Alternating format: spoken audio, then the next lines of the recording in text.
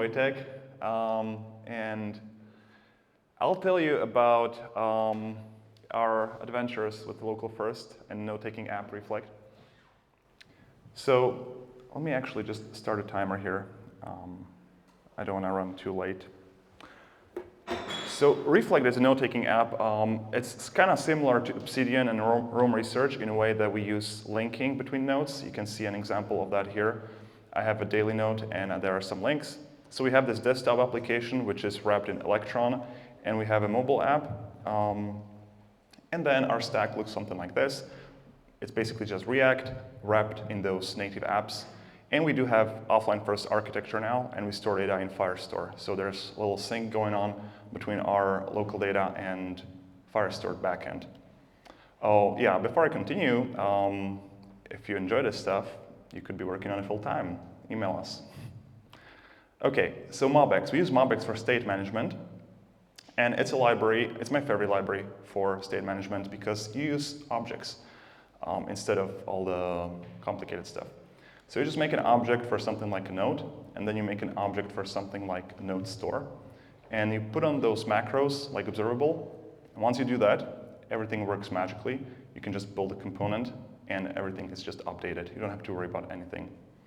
So in this example, I'm doing a little substring. So you would typically pull that up into your model like that. There's a little preview, and that's using computed macro, which is basically memoization. So it just remembers the result between runs. Same thing here. We have pinned nodes in our node store. Again, remembers the result. And I'm mentioning those two things because they'll become important in a second.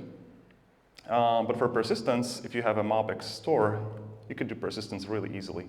You could just use this onSnapshot helper, and anytime there's a change in your database, everything can be saved into local storage, for example. And that's actually our iteration 0 in Reflect. This is how we got started. It was one big MobX store, and it was being persisted to local storage every time something changed. So it looks something like this. There was memory with a whole bunch of objects, and everything was serialized into local storage back and forth. Now let me go back to those two macros. If you use them a lot, and we use them a lot, they're going to cost you something. They're going to cost you memory because they basically have to keep a dependency graph, and the automatic updating of your UI is going to take its price. So that's one of the problems that we ran into. Basically, it happened when we had users import a whole bunch of nodes from other apps, and at the same time, we introduced our capacitor app. And on iPhone, if you have a capacitor app, our app by default uses about 1 GB of memory. And Safari measures things differently than Chrome. So in Chrome, this would be like 50 megabytes. But in Safari, it was 1 GB initially, and that's without any data. So there's a limit of 2 GB. If you hit that limit, and mobile Safari is going to reload your app. It looks something like this. We call it white screen of death. So basically, your app goes blank, and in some cases, it reloads indefinitely over and over again. Quite annoying user experience. Sorry, about pictures. I'm going a little fast because I only have 10 minutes. So in iteration 0, we decided to fix some of these problems. We had a whole bunch of objects in the memory, and each of these objects had all these macros, all these observables. That's taking up memory in order to have automatic UI. So that's a lot of memory used. And we looked at the UI and we thought, do we need to have all of our nodes be observable objects? Not really. We only need to keep those that are displayed as observable objects. All other ones can just be somewhere in the background. So we decided to introduce the idea of a model pool. So we have two places in memory. One is called model pool, which contains MobX objects, which are observable. And there's something called database, which is not a real database at this point. It's just plain objects, arrays of plain objects, basically.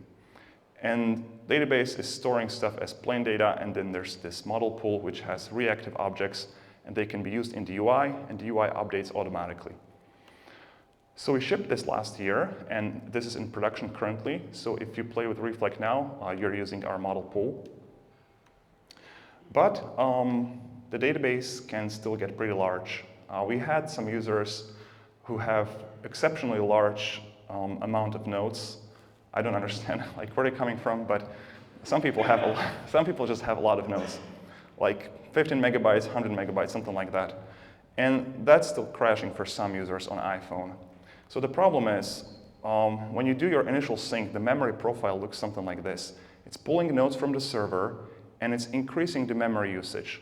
So memory usage grows linearly with the number of nodes that you have, also known as ON memory complexity. So the more nodes you have, the more memory you use. What we really want to do is get to O1 complexity so that when you have more and more nodes, you would still use the same amount of memory. And that's one of the problems that databases solve. So we needed a real database at this point. So this I call iteration 2, and it's something I'm currently working on, about to finish. And we basically took our in-memory database and replaced it with SQLite WASM. I kind of knew all along that we'd be doing this eventually, so the code was already written in a way that this was fairly easy to do. Mind you, it still took a few weeks, but it wasn't like a big rewrite. It was just updating our database to something newer. So one of the things that kind of motivated me to go with this is that Notion also switched to SQLite WASM this summer. So that's a good story to kind of get inspired by and do the same thing. So we have a pull request pending currently. I already use this every day. Our users don't have it yet, but it's coming soon. So I don't have any real-world usage about SQLite yet, but we're going to have it very soon. So hopefully next meetup. Okay, so that's our story, basically. And I want to tell you a little bit about how it works with MobX. So the question is, if we have this model pool with interactive objects and a database, how do we get objects from database to this model pool and when? So first thing that you do is you create something called model query and you give it a set of criteria. In this case, I'm asking for all pinned nodes. They appear in the sidebar. So I make a query, and query does this. It has a fetch method, and at first, it just fetches IDs of all the matching nodes. So you could maybe fetch all of your nodes in this query. It might return 5,000 results, but it would be just one big array of IDs, so it wouldn't take a whole lot of memory. So the SQL query behind this would look something like this, just selecting the ID from database. And then the result could look something like this. And then there's a special getter on this query called placeholders. And this returns an array of placeholder objects, which are kind of like shell objects, wrappers around models. They have ID and they have a getter of value. And value will eventually resolve to a model. But when does it resolve? So if you use it in your interface, MobX thanks to MobX, we can get notified that you put it in your UI, that you place it in your UI. And at that time, we take note of which ID was placed in the UI, and we run what I will show you now. So basically, it's placed in the UI, and we put it in our resolution queue. And then we have a list of things that needs to be resolved from the database and put in the model pool. So we fetch them in one go. It might be a little more inefficient to do it one by one. So it's a queue, we flush it, we fetch everything that needs to be resolved, and we get back an array of resolved objects. And we place those objects into the model pool. So then when we go back to the UI, the value is not null anymore. It's a resolved real object, a MobX object that's also reactive, so it updates automatically.